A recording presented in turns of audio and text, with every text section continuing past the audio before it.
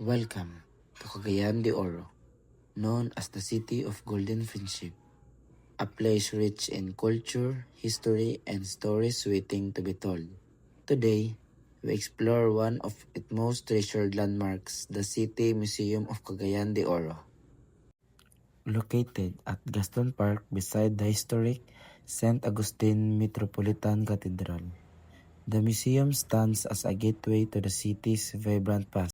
Originally built as a water tower during the early 20th century, under American rule, this structure has transformed into a museum that preserves the identity of the Cagayannons.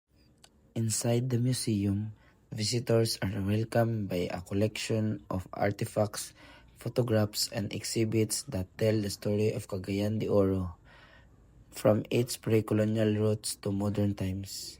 You will find ancient tools, traditional clothing, and historical documents that reflect the lives of early settlers and indigenous communities. One of the highlights include displays about the city rule during World War II, showcasing bravery and resilience in times of conflict. These exhibits reminds us of the sacrifice made to shape the freedom we enjoy today. The museum itself is a historical artifact.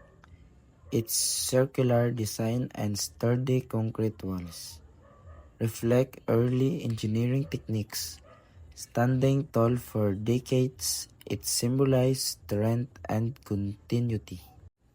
The City Museum is more than just a building. It is a place of learning and appreciation. Students, tourists, and locals come here to reconnect with history and understand the roots of their culture.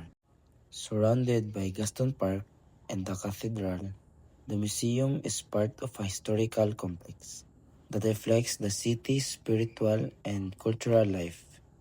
It is a perfect place to relax, explore, and reflect. As we look back on the journey through the City Museum of Cagayan de Oro City, we are reminded that history is not just about the past. It is a living story that continues to shape our future. Taste the flavor that have been passed down through generations, and listen to tales that shape our identity. This is more than just a destination. It is a journey that will stay you long after you leave. Come and visit and experience the heritage of Cagayan de Oro, where every corner tells us a story.